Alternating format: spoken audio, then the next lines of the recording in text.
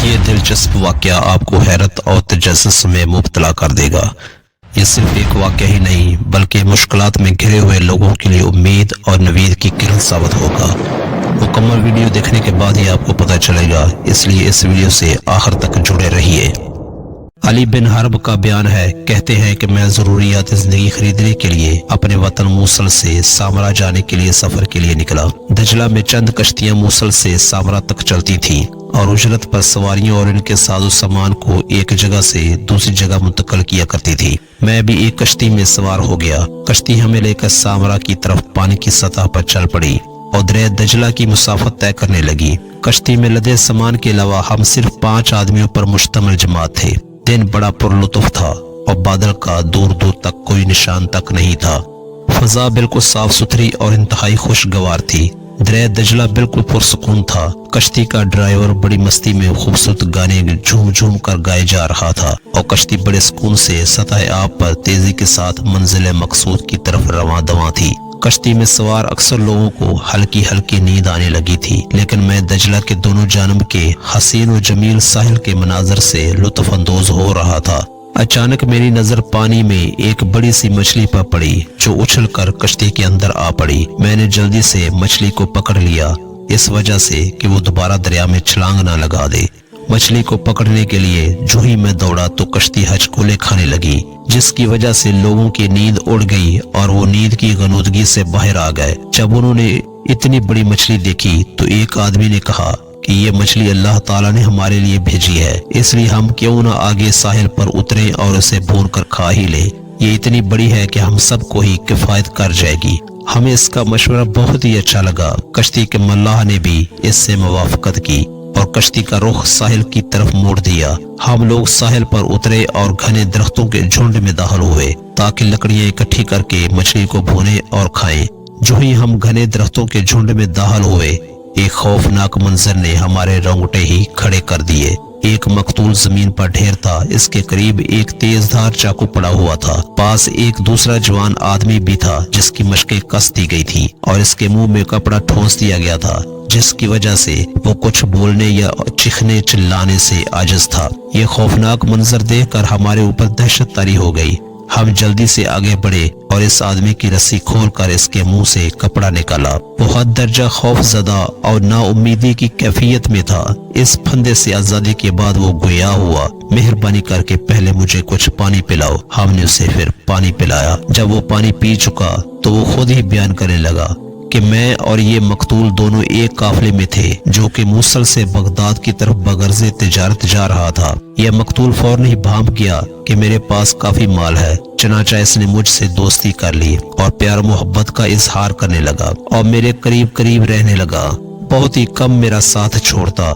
मेरा भी इस पर काफी एतमाद कायम हो चुका था। काफिला मंजिल मकसूद की तरफ रवां दवां था, लेकिन थोड़ा आराम करने की गर्ज से इस साहिल पर काफिले ने पड़ाव डाला। रात के आखिरी हिस्से में काफिला रवाना हो गया, लेकिन मैं सोया हुआ रह गया, इसलिए मुझे काफिले की रवानगी की खबर ना हो सकी। काफिले की रवानगी के बाद इस मकतूल ने मेरी नींद का नाजायज फायदा उठाते हुए मुझे रस्सी से बांध दिया, जैसा कि तुम देख रहे हो, और इसने मेरे मुंह में कपड़ा ठोंस दिया ताकि मैं चीखो पुकार न कर सकूं। इसने मेरे पास जो कुछ माल था वो छीन लिया और मुझे जमीन पर पटक दिया।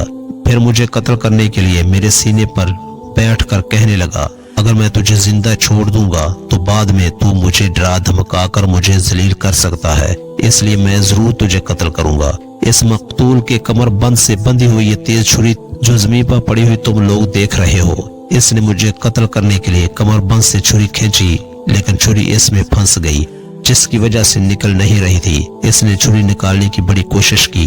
जब नाकाम हो गया तो इसने पूरी ताकत लगाकर छुरी कमर बंद से खींची। इसकी धार ऊपर की जानब थी। छुरी जोर से निकली और जाकर इसकी गर्दन में घुस गई और चमड़े के साथ गोश्त को चीरते हुए शाहरग का भी काम तमाम कर दिया। शाहरग के कटते ही खून का फवारा जारी हो गया और जब ताकत ने जवाब दे दिया तो ये मुर्दा हालत में जमीन पर ढेर हो गया। ये मुजरम मेरी आंखों के सामने अपने अंजाम को पहुंच गया, लेकिन इसके बावजूद मुझे अपनी मौत का यकीन हो चला था, क्योंकि हम जिस जगह हैं बहुत ही कम लोग यहाँ से गुजरते हैं। इसलिए मैं सोच रहा था कौन मेरे हाथ पांव खोलेगा, कौन मुझे इस आफत से निजात दिलाएगा। फिर मैंने अल्लाह ताला को पुकारना शुरू किया میں نے اللہ تعالیٰ سے دعا کی کہ اے اللہ میرے پاس کسی کو بھیج دے جو تیرے اس آفت رسیدہ بندے کو اس پھندے سے نجات دلائے۔ میں برابر یہی دعا کرتا رہا۔ میں مظلوم تھا اور مظلوم کی دعا اللہ تعالیٰ ضرور قبول فرماتا ہے، اور یہی وجہ ہے کہ اللہ تعالیٰ نے تم لوگوں کو میری طرف بھیجا اور تم نے میری جان بچائی۔ ذرا تم لوگ مجھے بتلانا آخر وہ کون سے محرکات تھے جن کی وجہ سے تم لوگ اس بے آباد جگہ آنے پر مجبور ہوئے؟ قافلے والوں نے اسے بتایا،